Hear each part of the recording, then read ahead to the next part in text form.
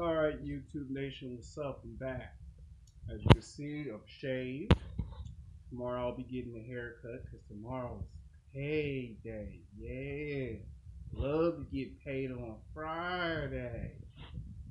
All right, all kidding and joking and playing around aside. Today's video for my 33 subscribers. I know you've been patiently waiting.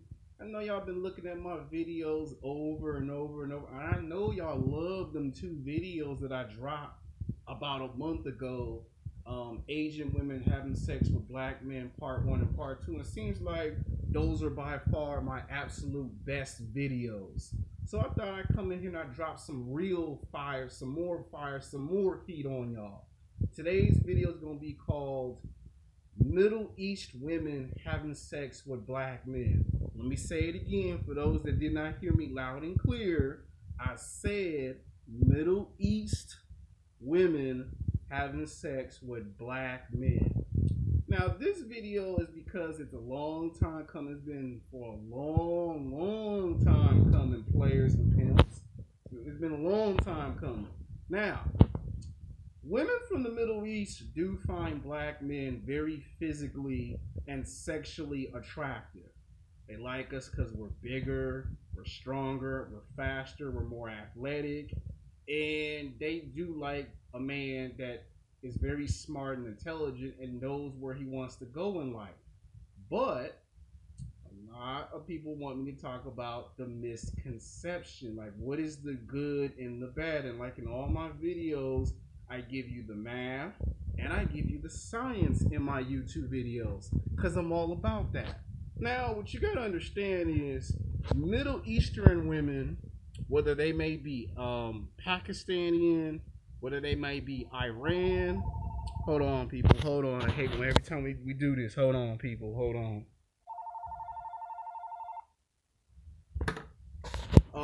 They have a tendency. Hold on, people. These people love to call when I'm doing a video.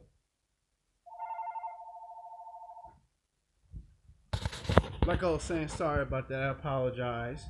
Every time I do a video, motherfuckers want to call and shit. Pretty soon I'm gonna start answering the phone calls and I'm gonna start cussing them the fuck out and tell them stop calling.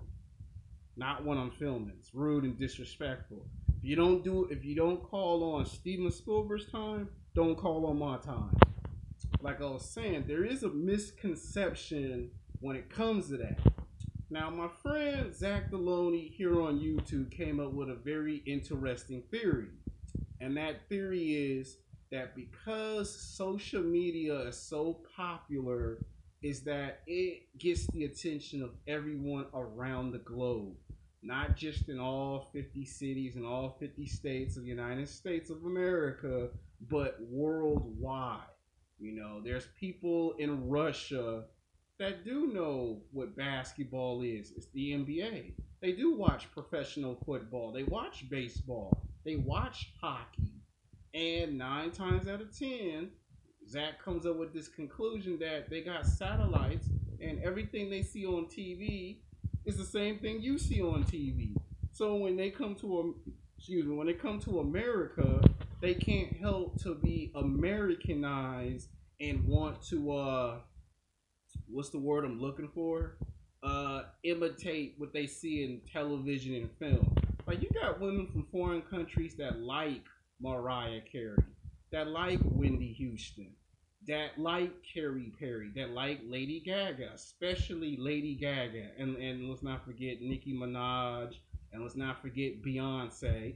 And when they see these R&B singers perform in these countries, they want to come to America because they aspire to be the best of the best. Let's be honest. America is the land of opportunity. It is the best of the best. Always has and always will. Now we got our problems here in America, but for the most part, we're the best of the best. Like Donald Trump said, I want to make America America, but I'm not trying to talk about politics because I think y'all know me by now. That's not what my channel's about. I'm just trying to explain the math and the science. Now, Middle Eastern women that are Persian is usually the type of females that when they come to America, they want to date mostly white men first. And then if the white man, or should I say if a white guy is not available, then she gonna go to the next best thing, and that's the black man. Now, why that is because it goes by the rules of the patriarchy.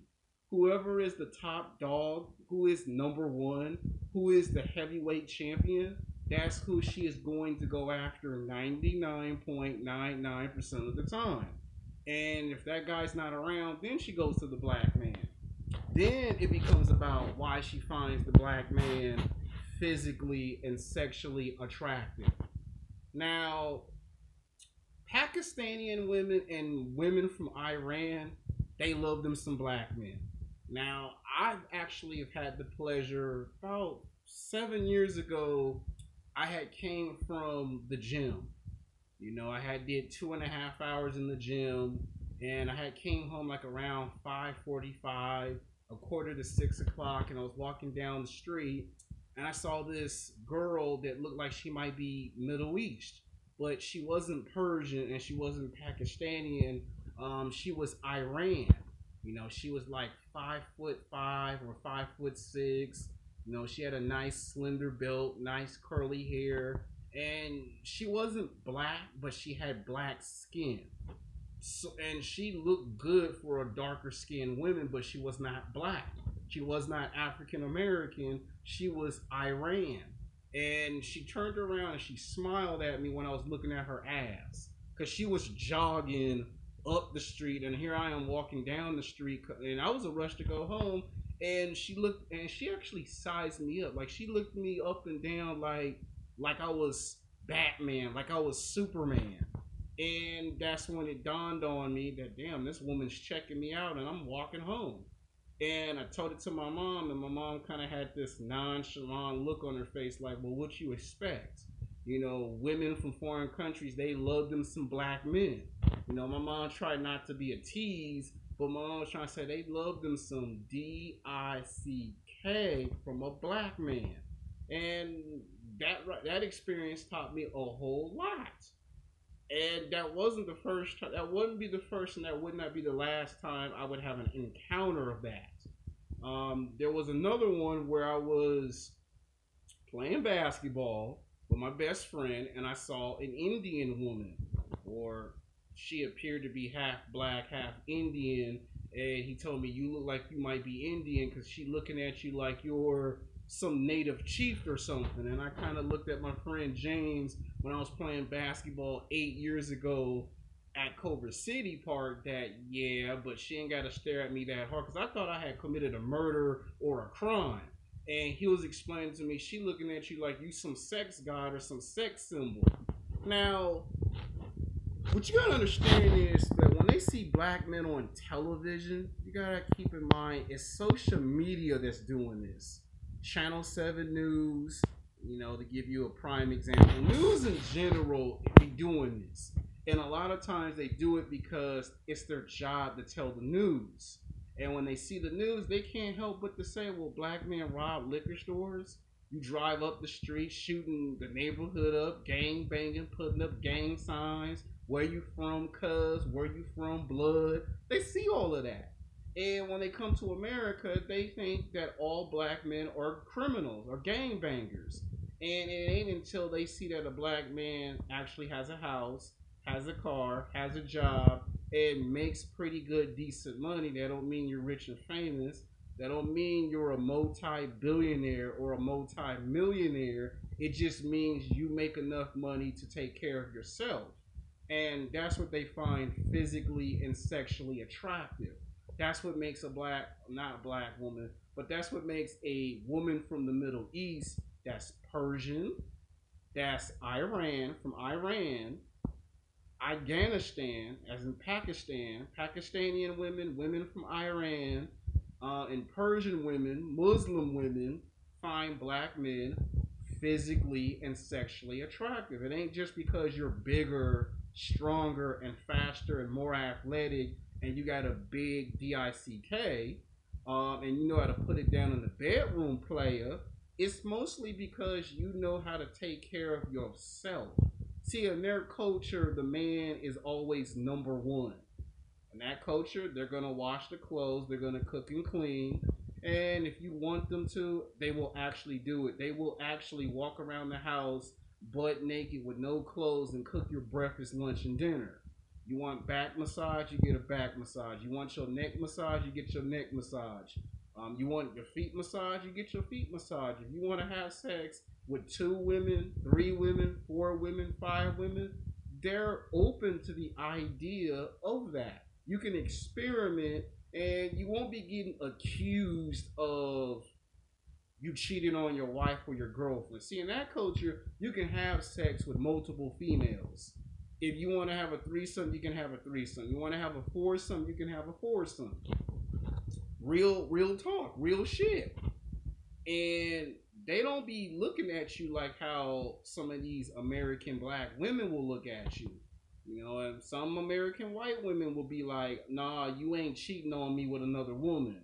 You know, they'll get a frying pan from the kitchen and beat your ass like you stole something and hit you in the head 10 times until your ass is dead.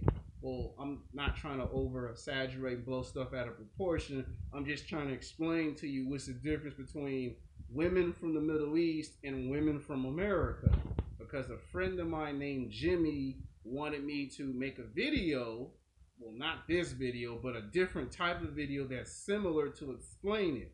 Now, when they do have attitudes, they do pick that up from black women. I'm sorry if I have to, make some of you guys cringe, but when Persian women or Indian women hang around black women, that's where they get the attitudes from. When I was in junior high, I was trying to hit on a woman that was from Persia. Big titties, big old booty, got killer curves. I mean, this woman was curvy, but she was Middle Eastern. And I remember one time I called her a black girl by accident, and my homeboy Larry rolled up on me with his deep voice and said, "Hey, player, that's not a black woman, player. She Middle East. She Persian." I was like, well, I ain't never seen a woman from a foreign country that's from Persia before. So excuse me if I'm a little starstruck. So that's why I said this was the second time that it happened. And guess what? The first time I saw it, she did find me physically, sexually attractive. But because she was hanging around this black girl that I got rejected by in junior high, all of a sudden there was the roll in her eyes. There was a snap in her fingers. And you can't look at my big butt and my big titties. You know, I got the FU finger because she was hanging around black women. And when black women wasn't around, then she would say hi to me from a far distance. And my homeboy that was from St. Petersburg, Russia, told me, well, that's going to happen to you because you're a black man.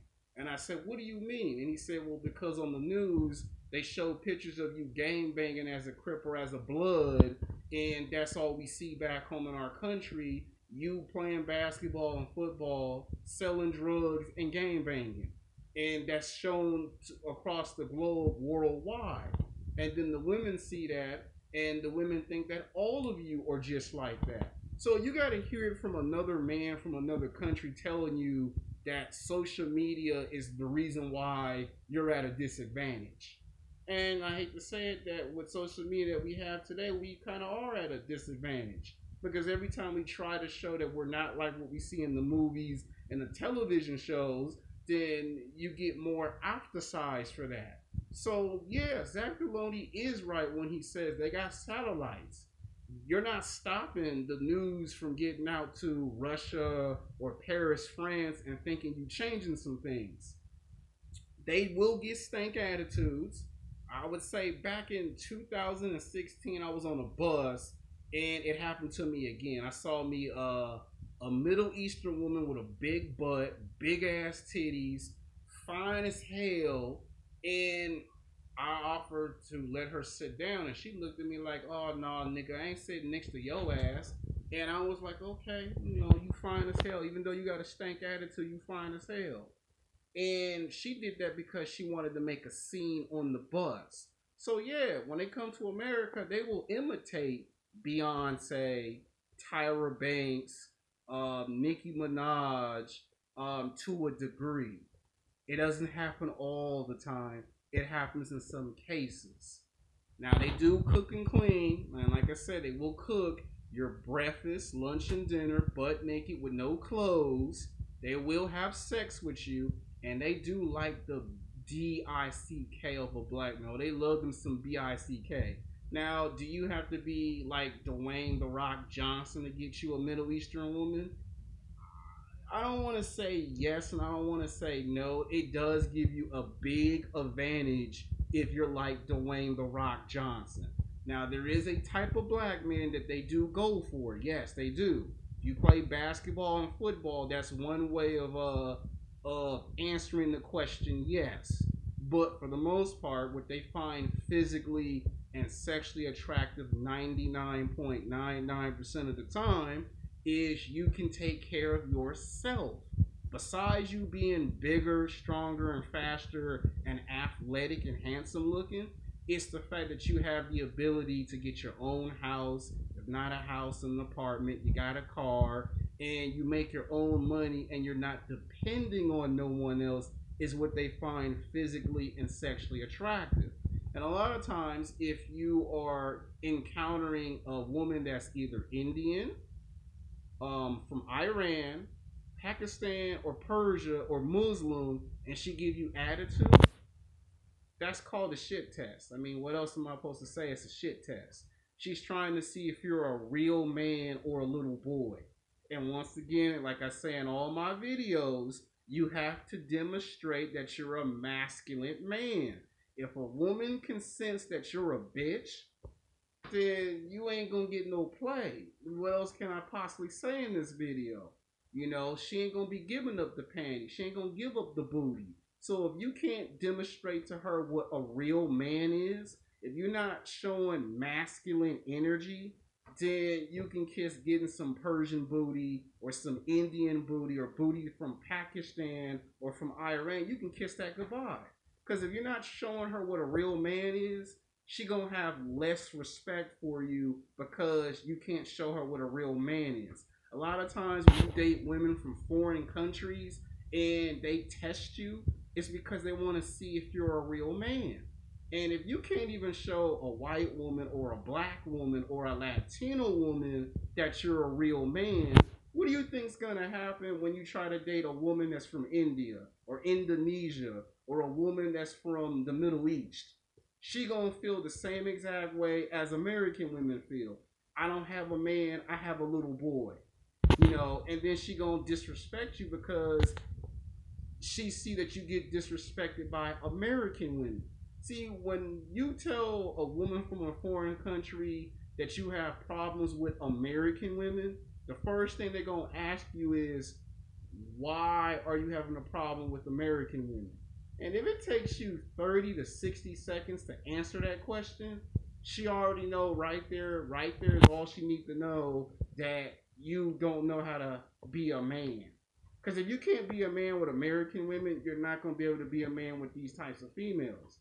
Now, yes, they can be hypergamous. So I don't want no one come to my channel saying, you ain't never said that in the video, Alexander. And yes, there is going to be some form of discrimination. The parents and the grandparents are going to ask, do you gangbang? Are you a criminal? And do you sell drugs? They are going to ask those questions. So don't be coming to my channel in the comment section saying, you ain't never told us that in the video. There are rules to the exception. If you graduate from high school and college and you ain't never been to jail in 10 years, they will take that up as an opportunity that you're a good man. Like I said, it's the fact that you can take care of yourself they find physically and sexually attractive. Now, in my next video, I will interview Zach Deloney and we'll talk about, you know, social media and what happens when women become obsessed with social media. So look out for that video. Until next time, peace.